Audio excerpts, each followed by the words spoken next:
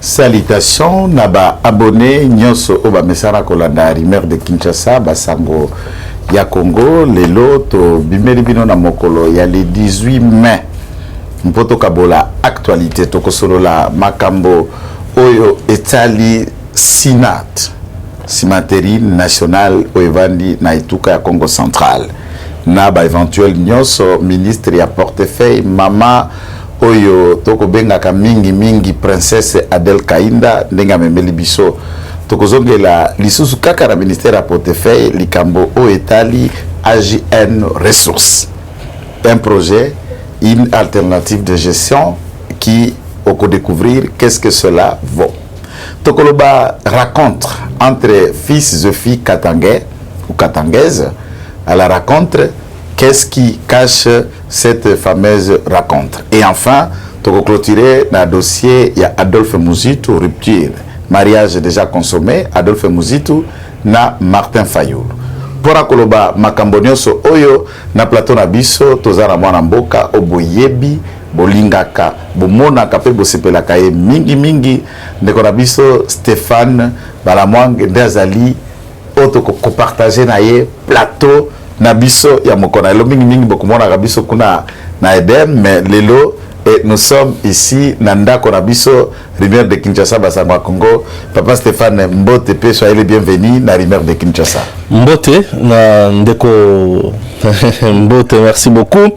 Moi mboka Joël Kitenge Mbote pe na bayebanso bazali kolanda biso de partout dans le monde. Et c'est ngomakasi ya koleka lelo la chaîne moko ya munene lokola basango ya Kinshasa. Pourquoi? Puisque les ali chaîne où na landa moka la mingi.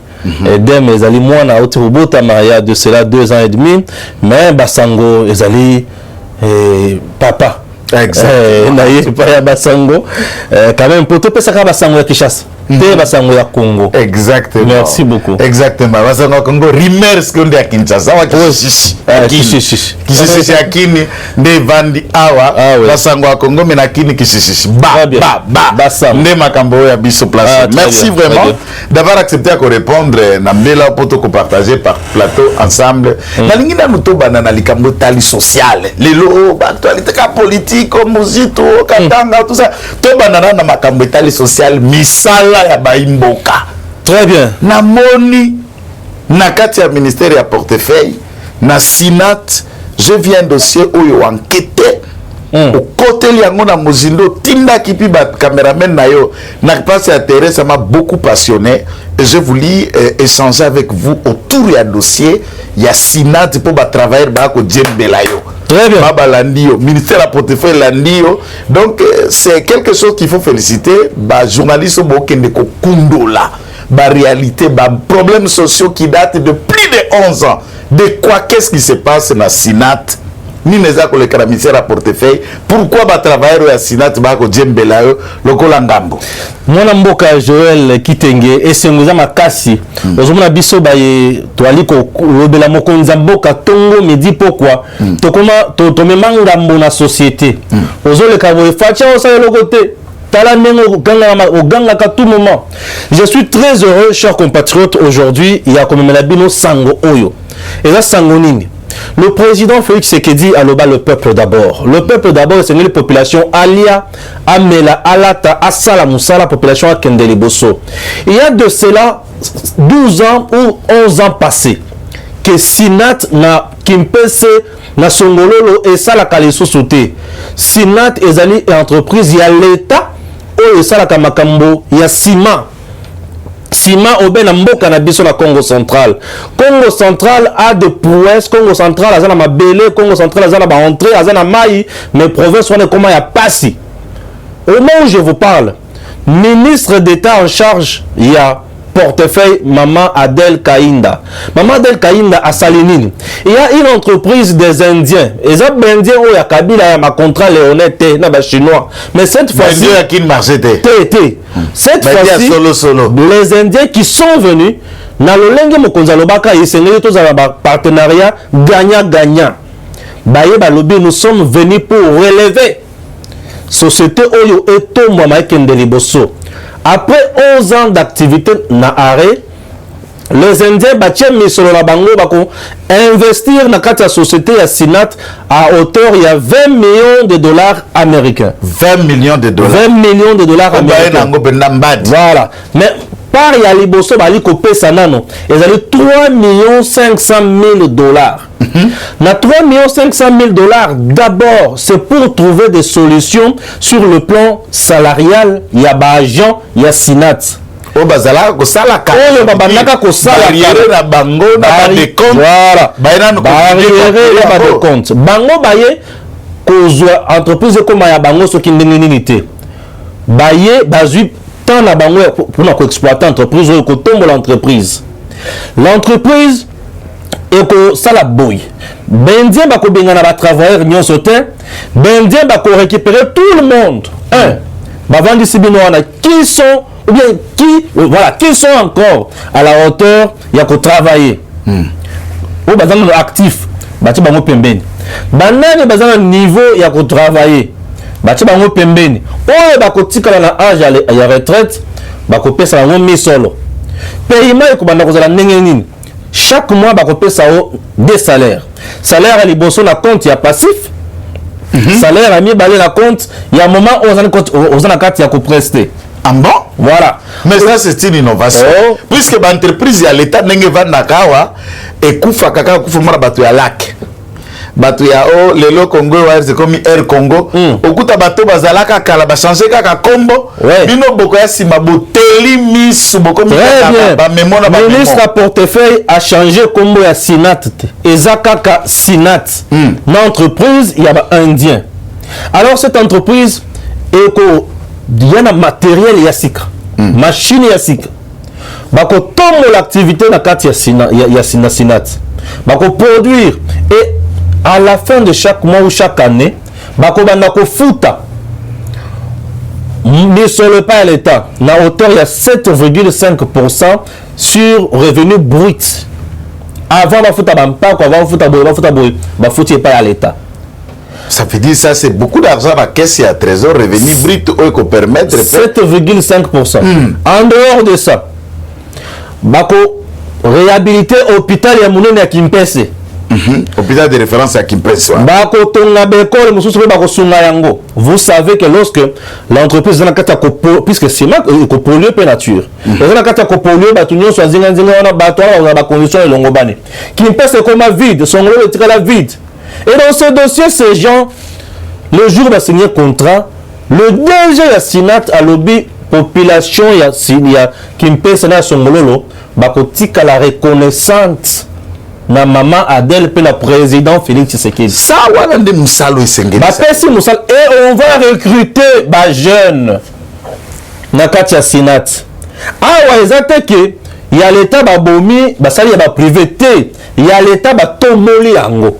Donc ça la différence ko injecter ba capitaux na bango kati ya l'état et tomboli pe tombola ya l'état ya Kimpese. Ba koza musala nabo bakouta matadi ba musala nabo bakotengana be na Kisasawa ba kena Congo central ba musala et tout ça sikotangu bato bako ganga au social mokonzaza kusala te ba warrior bato ba warrior ya masi quand même aza wana nazo ba kuba ko benga été nazo benga mikolo ange perle rare ya Fachi. Et il fait tout ça pourquoi la tournée mais excellence tout ça pour quel motif à lobby c'est ça entrer dans la vision le peuple d'abord puisque population ozo sala mosalate akoluka lipa ya kolia akozanga ele wakolata ba famille basi bakabona kila Kimpese na somololo mais sango olere komi kuna bato bazo mbaka Fachi en tout cas et d'ici là je vais aller là-bas pour total à niveau de production et en plus bâtir des commissions, il y a gouvernement, il y a ministère, il y a batouana, bendien, bakomanda kolande la makamonyo sur de près.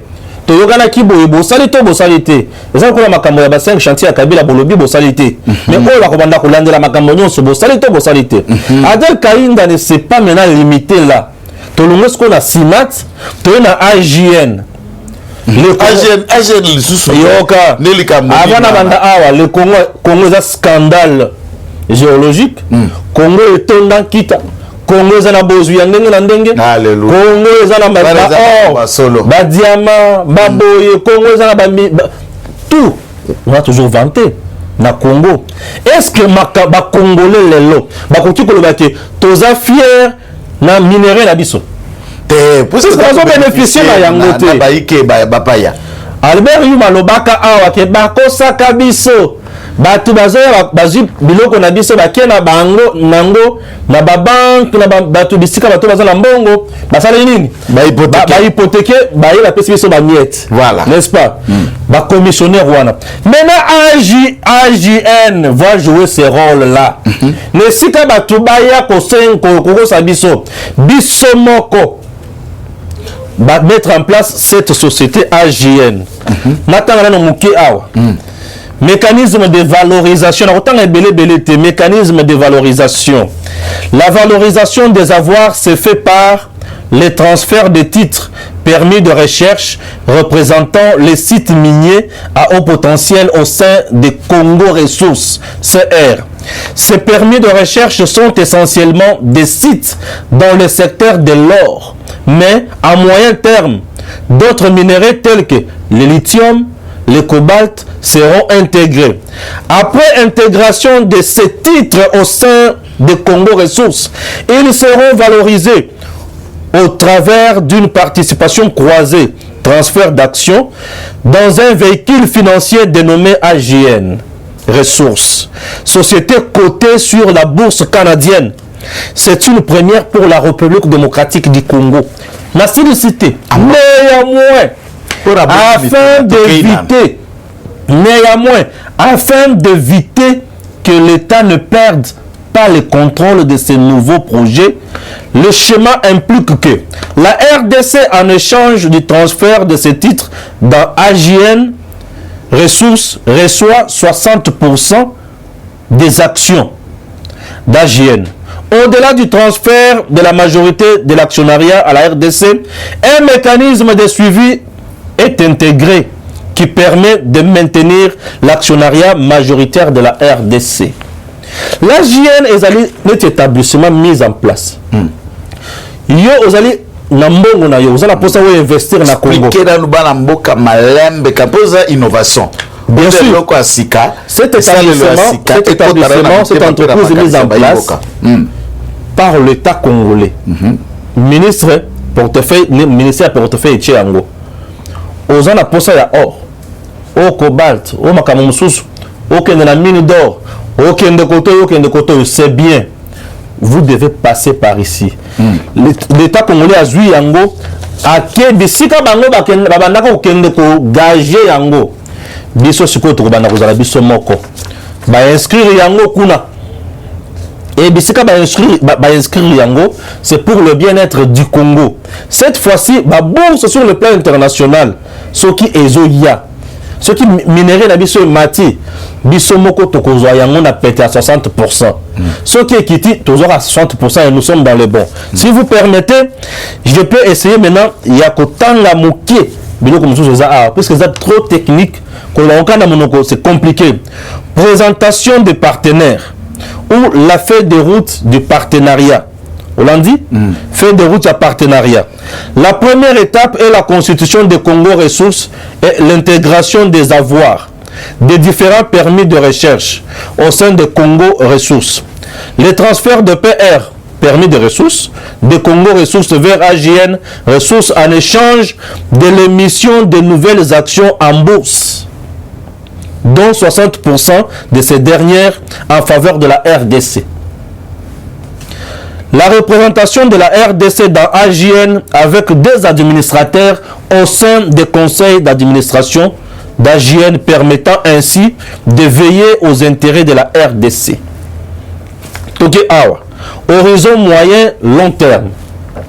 Diversification du partenariat AJN et CR en intégrant d'autres PR portant notamment sur le lithium et le cobalt, chrome pour permettre à CR AJN de sécuriser la fourniture de minéraux pour l'initiative de création de chaînes de valeur de batteries en RDC. Proposition aux plus opérateurs miniers des avoirs valorisés au sein des AJN pour maximiser les revenus tirés qui permettront le financement d'autres activités de recherche. Établissement d'un propre véhicule financier. qui détiendra tous les permis de recherche existants au sein de AGN ou acquérir. Donc, on a un cannabis. Avant aucun de ceux qui il faut appeler ça permis. Et permis, il faut niveau AGN. Et le ministère, il y a le ministère d'État en charge, il y a portefeuille, à gérer ma harmonie soin. Il y a aussi le sous-bitum. Mais tout le niveau, l'État a moniqué. Et tout le monde a un commissionnaire, il n'y a pas ma pamba, bazo, bradé, biloko na biso, bazo, ba chef d'entreprise, biloko lokuta et consort, tout ça, pour sa structure, mon cadre, mon coup de ezala. Où il y a aussi un administrateur, tout, bah, vendu, boyena, ma camonio, so, bah, moni, yango, besoin de votre entreprise, entreprise telle, pour exploiter quoi? Tu exploiter, l'État, le Congolais aura quoi? 60%. Donc, ce que je comprends bien à Sansouane et Zalogola, Congo Ressources Bar AGN, à Kotala Nano, ce que j'ai lu, N'Djatani na Nenge Botangi, Bakosalo, Bakobenga, Katopo, cartographique, ya ba ressources na ba minéraux na Nyos. Tina ba cobalt, tina ba cuivre, et koya kokota, mais dans un premier temps, bandina na or. Na domaine tel na or, mingi na kilomoto na Ituri. Très bien. Na Ituri. Oh, tu es les sous la mine d'or. Exactement. Même là-bas, Congo, place aux Oko, Bazaka Simate, Ngai na sina Kenda, na ba mindele, awa na Kimpes, na rivière, pour na kotumo la or. Et Dieu du ciel matin, tous ceux qui savent na Congo central, or, ils ont blague était na Congo central. Au-delà, nous sommes à Kolba. C'est-à-dire, Basali, Basa la cartographie. Baebi que là-bas, ouais, toi, na or, na Sankuru, toza na or, toza na diamant, toza pe na biloko misusu. Basalisko cartographie et on estime même en termes, il y a ma quantité de minéraux place ezali, ba valeur na yango en termes ba millions, pe ba valeur na biswana eza côté en bourse. Soki mutoye na misolo, to mutoye na makanisi ya ko exploiter, ya ko étudier pe ya kolona avant le cas olekina nous place wana, ya komi loko la société à courtier de l'État. Très bien. Au pourcentage d'abord et qu'on vend de la 60%. Au moins avantage na mukonzi mboko za de père et de mère. Biloko abotant to ala kina étranger oyo. Okomona wapi? Côté contre bandaki koleko komona te. Par contre léonais. Yuma kaka yena yuma na ermoko yuma ermoko mususu na Moïse Kanga. Vous ne savez pas mususu azoyo ce que simbi yuma. Nous allons paralyser le pays. Et puis, dans moto ça la marche avant qu'on dirait mutala matanga kuvisi mwasi. Avant di na sia le pour ça on va monsieur le gars et puis tout ma ministre a comme na ngoeza que les ONG, les sociétés civiles, certains politiciens qui sont financés par ces sociétés-là, qui ne veulent pas que l'État congolais gagne. Parce que ici le problème, Madame la ministre d'État veut que Congo ait gagné. Mais la société va gagner toujours d'habitude. Entre-temps, dans la société va gagner d'habitude, Congo est gagné de l'autre côté. Et en plus, les mêmes sociétés-là, c'est que ça va exploiter or et consort. La population va dire n'a pas si alors que il faut d'abord qu'on développe la... Et puis, quand on a la ligne là-bas qui se le bilan, et la société civile, bien sûr, la société civile, la société civile, financée par les mêmes sociétés pour diaboliser le ministre. Or, le ministre est dans la vision du chef de l'État. Mais on ne peut pas diaboliser. Puisque cette décision,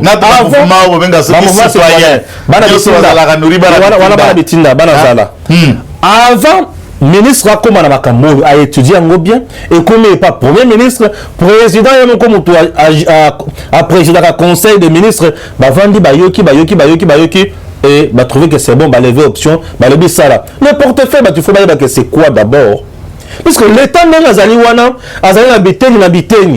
à l'heure moderne, l'État ne peut pas être un État mendiant.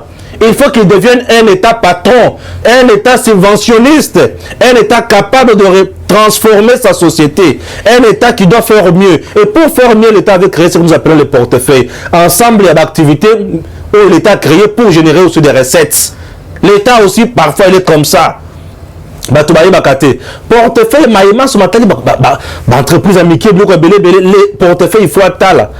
Aïeba, comment exploiter? Nous sommes restés longtemps dans notre pays sans exploiter réellement nos minéraux. C'est toujours les individus qui exploitent. C'est toujours le peuple qui souffre. Mais qu'est-ce qu'il faut faire? Madame la ministre Alobi, je dois entrer dans la vision du président. Le peuple d'abord. Mais sur le temps, le Kobima, c'est la population congolaise qui va gagner. Mais non, si Kobino va warrior, Bino Bozalaki na SPA, Biso Nangambo Koto ya droit. Il y a politologue quand même. Il faut quand même que reconnaître que c'est un politologue qui est en train d'analyser. Tu sais comment un ministre dans le cabinet, c'est un bureau d'études, un bureau de travail. Bien sûr. On a gérer département, soit à finance, département, soit à portefeuille, département, soit à sécurité intérieure, tout bien ministre intérieur. Et il réfléchit à ça tient en place la structure de la réforme où il faut pérenniser le bon sens et le fonctionnement de l'État. Le lot, il faut expliquer le comment que tu as président René Bamana Souka, tu as une équipe. Ok. On nous dit, papa, biso to yeka nenga kolekate to zana besoin pena na koyeba, je camine. Limbole la bisabi, mes fils. Je dis bien, puisque je n'étais pas seul, mon fils était mes fils, mes enfants. Je camine au Bokomona. Ma machine aux a produire les lots ont été installées en 1929. Wow. De vieilles machines qui tombent à panne en tout le temps, niveau d'abisso à production ezali souffrante.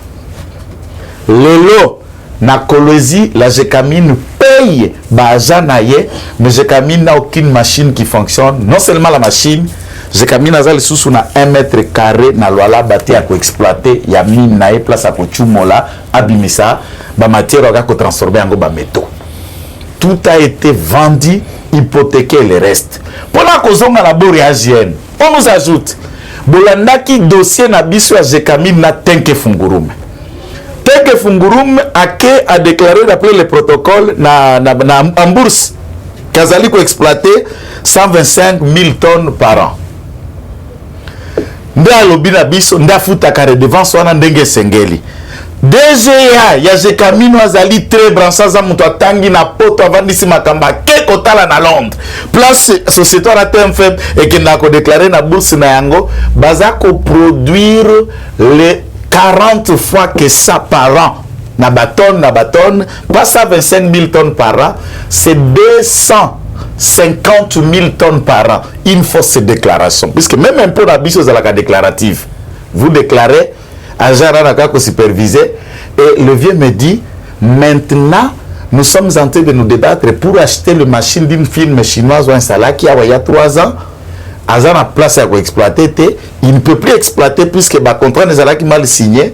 Nous achetons ces machines aux an âge. Il y a 3 ans, nouvelle génération, de tous ces qui sont ici que je camine. Mais dans l'âge, selon moi, ce que j'ai compris, lorsque Bisso Togoye va valeur na Bisso, quelle quantité à tonnes a expliqué Naneti Miniachi Tourou, il m'explique que nous avons 2 millions de tonnes de cobalt sous ces mines-là, qui ne sont pas exploitées puisque les machines, il y a vieilles, zokata, ceux qui sont exploités et il estime par rapport à tonnes et à cuivre, n'engez autres comme la marché Mbongo Ezali. Pour lui, Bisso Tosala, n'engez basala kabiso na Socomine, la société de mines congolaise. Baké aussi bisabiloko la biso baye soi-disant pour créer 5 chantiers n'a proposé 10 milliards de dollars. S'il faut souligner que sauf 6 milliards de dollars avons été donnés à cet effet et le reste c'est que Moïse Kanga, Kabila, Katumba Mwake et Albert Yuma qui connaissent cette vérité. Et nous nous retrouvons avec les aventuriers chinois au Bayana Mbongote, Bayaka Nena Makanisi et même des commissionnaires ba récupérer biso ba contrat, baké ba hypothéquer. Baké ba défi mbongo ça veut dire biso moko nde to financer exploitation wana. Comment biso moko toke ko simbisa mbongo biloko na biso te. To yebi to étudier par exemple na Tanganyika, tozana biloko ba to étudier na Kindu, tozana matière à boto. Ke na banque ozana mbongo, na Chine, na ba fonds cohésien, na banque mondiale ya biso gangoyo. Bope sa biso tas de misolo, tongi to tonga université moderne place, tongi to tonga hôpital la place, tongi to tomboloko la place.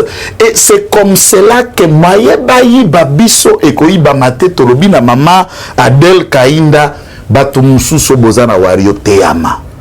Et puis ça m'a travaillé quand même dans Gécamine, c'est quelqu'un diplômé de la métallurgie, Aza ingénieur à mine.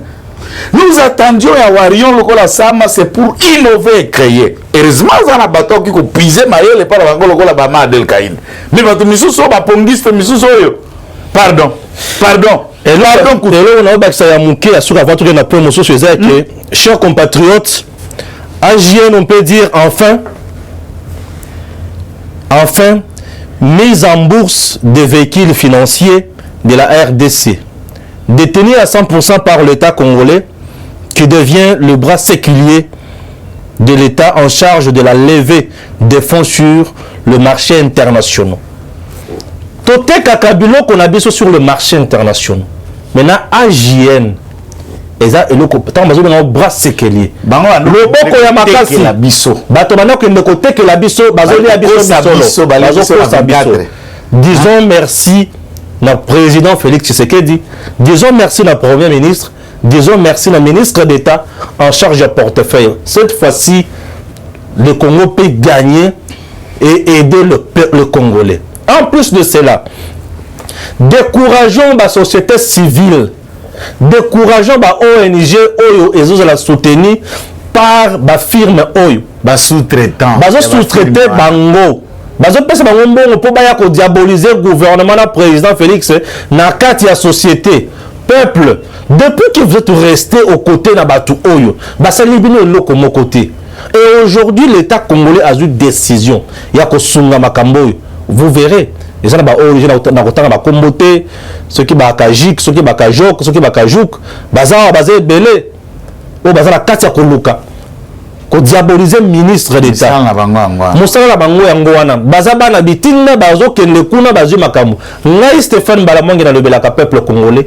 Nazaka wana pona ko la kisabino makambo fatia zali ko sala. Likambo fatia ndimi yango. Pour être na conseil des ministres et peut faire le bimbongo sengeli eya fati ndemo to lobaka et sengeli ba contrat za la partenariat et gagnant to za na posa ya makila itanga na Congo te bato bazoya kosa binona bolo la bango cette fois-ci tango koki pour na bato ba kende liboso ba sepela na mboka na biso. Et puis il faut souligner que stoki dans le Cambodge lisima Congo central pendant 18 ans etikalaka bastion ya opposition.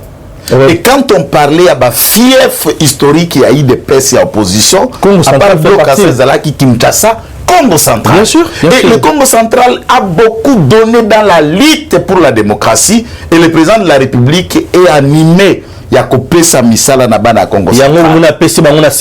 Exactement. Et ça, c'est quelque chose qui a fait Congo central, le régime ya Kabila et bomi port ya Mounene et créé MGT Pembeni. Va créer ma port et en complicité aussi avec certains fils ya Congo central Baledia Banani et oh Baleda bande ba gérant ba kolo port wana kaka mama o mususu olive oyo o akenda kokoma mukongo par hasard origine exacte vieux Fouka Unzola en tout cas maka mususu basala ata tsazali ntumba savent comment on était en train de fabriquer pour créer une généalogie à olive pour balier na Congo central manière à créer mascarade côté Aouta na Est kuna na Rwanda on peut expliquer vraiment il y a eu des choses horribles. Non, même à Congo central toza pacifique il est temps pour que vérité ils allaient éclater mais Mokonjambo ka s'impliquer dans le Kamusu c'est na Congo central mort ya port ya onatra et kufa spoliation na ba création ba port wana inutile wana privé au bénéfice ya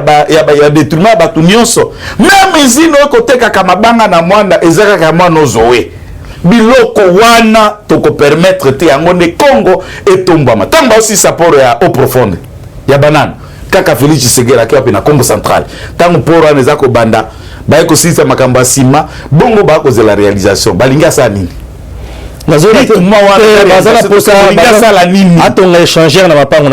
voilà et à ce stade le bique on a sali maman et soko za lelo kwa kolobate ko vanda pe ki me comme ça kamutu mayele on m'a talibo mataki tanga soi soko lo beloko ta vandi net sérieux bokanisa ko za libosa mutu sérieux mais la bandi kolobate azaki ne boye vanda wa pe ki bien vanda wa mususu mais awa sko na Katanga na Katanga o rencontre et réconciliation entre les fils et les filles du Katanga mais curieusement on s'attendait une photo place au komona Emile Ngoyi Mukena ba Celestin Mbuyu ba Maître Mbuyu ba Arimova Sakani nde ba katanga yango wana Moïse Mangezi Mas qui a boulot et tout ça donc comment là une photo qui apparaît Dada na Moïse Katumbi et puis bon c'est pas si une rencontre étonnante parce que Dada c'est célibataire hein? Moïse pas aller partout yoka réconciliation entre le Katangais. À l'heure actuelle, nous parlons de réconciliation entre les Katangais et les autres Katangais vraiment bien. J'ai besoin de la réconciliation dans les Congolais. Ah, dans les Congolais. Réconciliation avec des Congolais.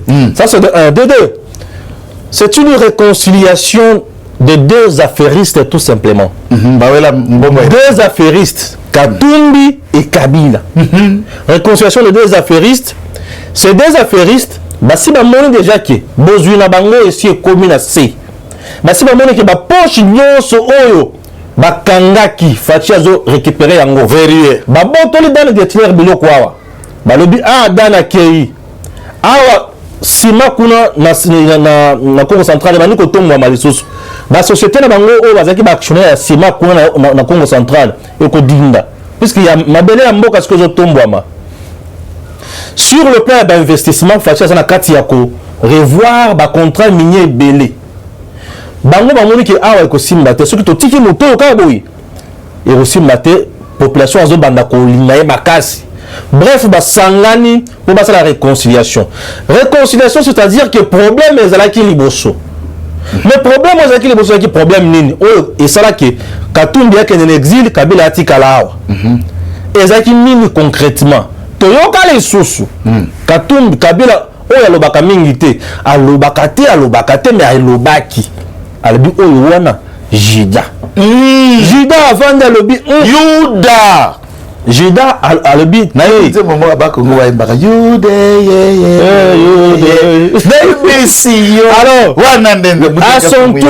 à son tour, Tata, à son tour, Katumbi a l'équipe de la média internationale pour dire là sur les Jida Yazanani.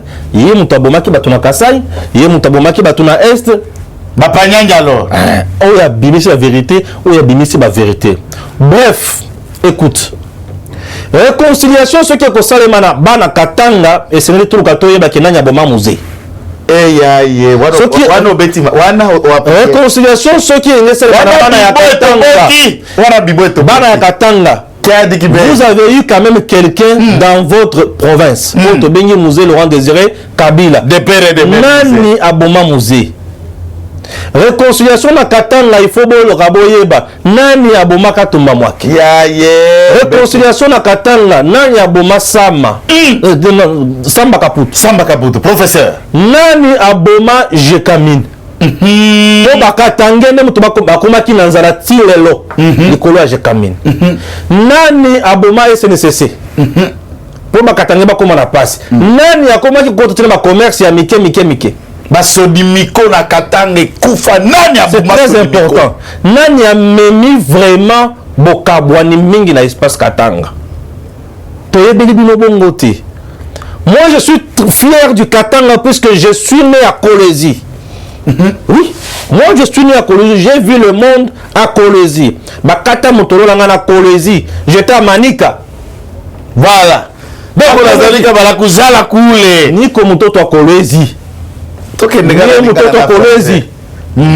ne vais pas de bêtises. On doit nous dire nani aboma biloko nyonso wana.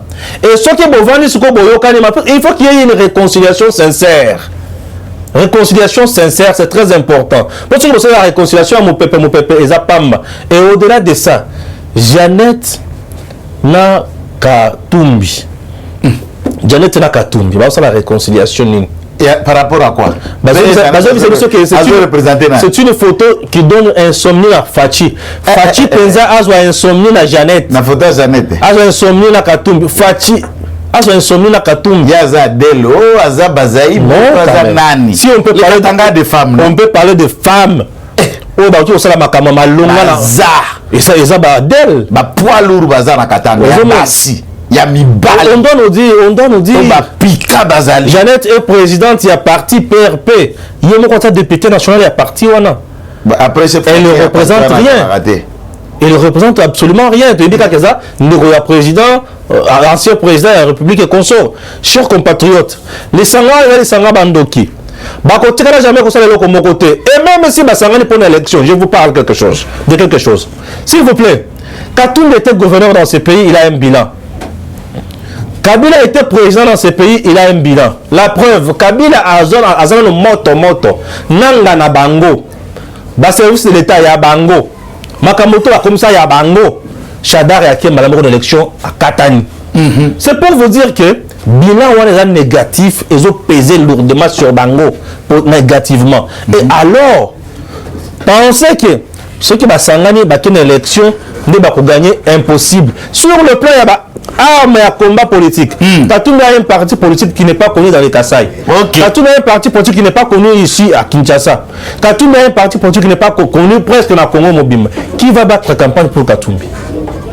Sur le plan, il y a armes et combat politique. Kabila a un parti politique qui peut perdre. Avec quelle image dans la population congolaise? Bisanza. Avec quelle image? Les gens doivent savoir. Avec quelle image? Mais le président Félix Tshisekedi a quelque chose à dire. Aujourd'hui, il a tellement installé sa vision, le peuple d'abord, et tu vas comprendre, bonne gouvernance, une gouvernance axée sur les résultats, il faut respecter les finances de l'État, il faut respecter cela, l'État des droits, les choses, le prouesse, à Congo. Oboya Olinga, le président Félix Tshisekedi sera réélu haut la main en 2023. Ata Olobi Ozu Matata Yekutu. Matata, Azana parti ça sur la 2 semaines et parti en président, la secrétaire général adjoint. Et puis tu nommé Bango. Bauti wapi. Ezala Franklin Chamala. Ezala Leki Rangai nani Gloria Senga. Ezala banani tout ça. Kuto atuna Matata aibisa mbongo bravalo zekenda. Nzambe nangai. Bongo lettre à IGF mais David tam lettre ne bimi des jours. Babi Matata appliquer crise mais et puis tu vas faire communiquer de presse. Papa Stéphane, Matata banako belat. Chaque jour on senga ka écouter na docteur. Ngara kamwaka nzoke zalaki kobela stratégie malade kinda wapi. Abiki ndengeni. On rappelle bien. On rappelle le quoi bien. Abiki ndengeni. On a un poison.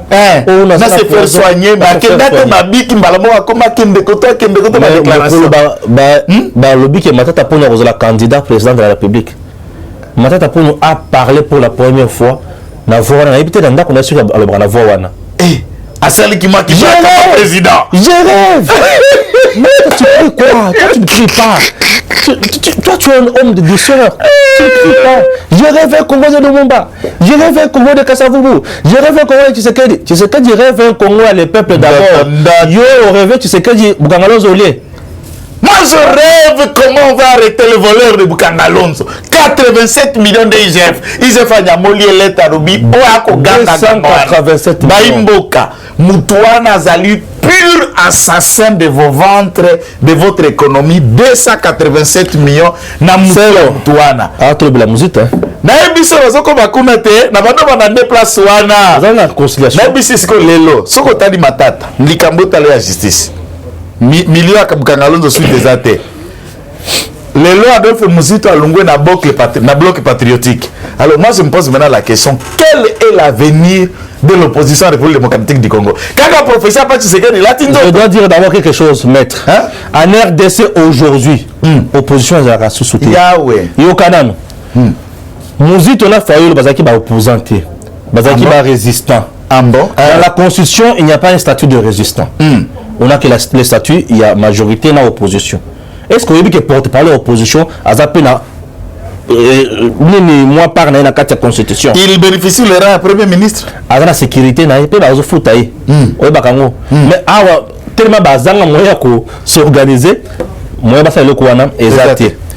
Fayulu, un petit robot ou basalaki na Katumbi, na Bemba, na Moussa, na Mouzito et les autres.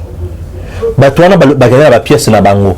Totika la karana maquette ya robot.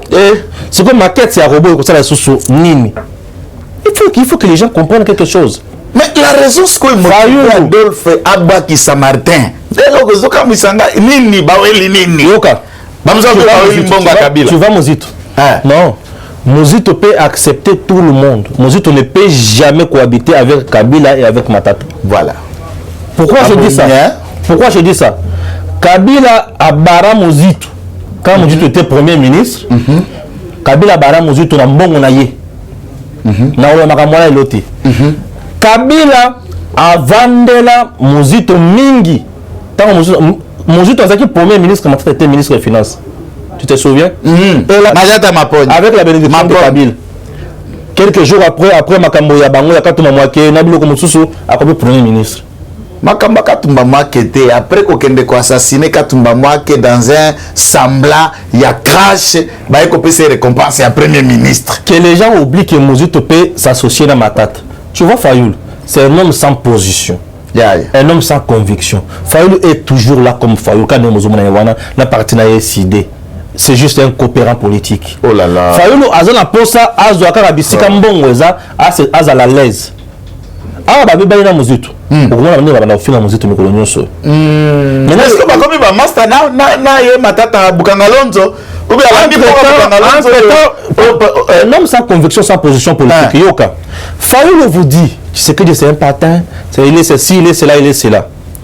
Au finish, avant dit, c'est la réforme. Il y a diriger surtout la réforme et Félix vous la président. Donc patin vous la président, il y a Mokoza la réforme. Bref, 1, 2. Fayoul aloba que homme mutuliti Mozito il faut pas kangaye puisque ayibi mbongo atongi bandako. Alobaka ya na vidéo mais bakota ina Mozito va vendre les sous. Alobi affaire Bukangalonzo ezali escroquerie historique. Tokoki kondima iloko neti wonate. Quelques jours après bakota ina moto ayiba mbongo ya Bukangalonzo. Après c'est mandamba Bukangalonzo munoko. Oui, babandi kotambola. Fayoul n'a pas de vision. Moto va postuler comme président de la République, député national. Est-ce qu'un président de la République peut devenir encore député national? Oh là là. Mais ce que j'imagine ici, en regardant la manière d'opposition, ça Kopanza, na ndenge nae. Mozito est en train de Félix Tshisekedi a une élection en 2023 dans sens unique. Il sera face à personne. Nazoye bisayo. De bango nyoso ba mangala ba Panzani élection mais ça match en différé. Ko pesa boy. Les étrangers nangambo katanga bloc. Parce que les étrangers bazo instrumentaliser ba katangé. C'est ça le problème. Bakuya kuya. Ko katanga bako la baita sa bato kambari. Baritoka mbali ya kulisha samaki kujanja na kucheza kabumbu leo bala kwa la burio katanga na bengine baratoka Rwanda. Alors les étrangers ba vandi siko ba osolo la kati ya réunion Abidjanette. Wambie jo Raïs. Moi là je suis étranger. Il est pas étranger. Tu es à COP. COP tu es li ao. Ezake ba yuma oyo tout le monde est la bango. Le roi tozana là. Il y a un vendisi bango nyonso oyo. Muto azo c'est ça makamwana un catholique. Les catholiques ba coopérants religieux. Les vrais coopérants religieux. Et si nous dialoguons, c'est une façon de mettre pression. Une façon de mettre pression sur le président Félix Tshisekedi. Le lo Katumbi na Kabila basangani. Coup d'épée dans l'eau. Mozito au contraire. Avant d'aller à Tepa Libandate, aux alliés des pères et des mères, il y a des pères et des mères. Il y a Tongo, ça peut être bandundudi sans pan. Tout ça la bloc pur. Il y a bloc patriotique empire. Il y a un bloc pur. Et bloc pur, oh, nous, nous sommes Congo Kendeliboso. Mozito Yaka, c'est très important pour les pour la union sageto yamba batunyos. Yopoko ya oza pangi de père et de mère nakati. En tout cas, pour l'élo, papa Stéphane Lobasuka, puisque l'élo public, il y a les maires de Kinshasa sont contents de vous voir. Merci. Dans ces plateaux, d'avoir échangé avec vous. Les AP première té, on va commencer ces séries, tout le temps on va les habituer à discuter, à présenter des thématiques et longo nabango, puisque les loza à Koinda, et Félix Tshisekedi, c'est que j'ai constaté, Zambazanae. Merci. Donc, Batunyo Sobazo Panzana, Azoke na 2023, il y a une élection. cette qui kuni on a goûté na na yemei c'est l'élection voilà 500 politiques s'il vous plaît pesa nga adresse na soma veste awo pesa nga adresse na zelo ka veste pour moi bilamba yebi mais politique en tout cas pardon na Twitter ka c'est na zo senga adresse ba pesa nga na soma veste c'est comment 500 c'est ba tina kinga mbongo na nga pe bato basali sanga na ya soma ta veste kuna ba veste na nga comme baby makasi mon membre c'est tout ce que je peux te demander. Chers compatriotes, que les gens retiennent ceci. Le président Félix Tshisekedi ne joue pas, ne blague pas, il travaille. C'est l'unique président qui travaille, qui n'est pas affairiste, il est politicien, homme d'État. Le président Tshisekedi. Le président Tshisekedi aujourd'hui, na Congo est une bénédiction. Regardez, le président a une vision et c'est le gouvernement qui matérialise ça. Et dans le gouvernement, nous avons le ministre. Et chaque ministre a et le ministre Mikolo président plutôt est un ministre d'État en charge de portefeuille, Madame Adèle Kainda. Madame Adèle vient de sauver Batou et Belé au niveau à Congo central. Chers compatriotes, si Nat na Congo central, c'est bon. Madame Adèle Kainda vient également de sauver le minerai et le richesse de la RDC. Na eloko asali ya AGN. AGN oyo makambo ya Congo ressources oyo et comme makambo mutuya pour la Congo na biso. Abu plia na ba commissionnaire ya Lokuta. Cette fois-ci la RDC 60%. La RDC aujourd'hui inscrite dans la bourse. La RDC aujourd'hui va gagner grâce à Madame Adèle Kainda. Une dame de fer, une dame qui a compris le vrai sens de la vision du chef de l'État, le peuple d'abord. Le peuple d'abord doit manger, doit gagner. Si vous voulez que le président Félix Tshisekedi échoue, c'est-à-dire que le peuple va rester dans la famine. Le peuple va rester sans courant, le peuple va rester sans l'eau potable, le peuple va rester sans route, le peuple va rester sans école, le Congo va rester sans université. Non. Soutenons le président Félix Tshisekedi, c'est le nôtre, le vrai fils du pays. Il n'est pas là pour s'enrichir, mais il est là pour travailler. Nathan Wakabila, ceux qui contrat ayé, par naye ezate et kolekate. Mais Nathan Tshisekedi, ce qui contrat est par ya Congolais exalté et kolekate. C'est la différence. Aujourd'hui, avec Adèle Kainda, je suis très heureux et à cause de la diriger na maman lokola oyo. Azotala passe ya bana, passe ya Congo. Ça me fait énormément de la joie. Tant on a zomona, bato traverser ma maman ya boye pour le Congo. Ici, il s'agit du fauteuil et non du canapé. Na canapé, bato va rebelle, mais na fauteuil. Motomoko, le président Félix Tshisekedi. Yandi Mosi Kaka. Ouais, c'est le président Tshisekedi. Voilà pourquoi nous vous remercions d'avoir accepté cette invitation et dire à nos fidèles abonnés de liker et de partager la vidéo. Surtout, ne manquez pas de nous faire des différents commentaires. Nous sommes là pour vous. Rimer de Kinshasa au cœur d'actualité. Merci, à la prochaine. Lelo Tusukia. Bye bye. Merci. Eshima, votre magazine qui bat au rythme de l'actualité. Une réponse à vos besoins en information, un éclairage dans divers domaines. Impartial, documenté, instructif. Eshima, au cœur de l'info. Retrouvez la nouvelle édition.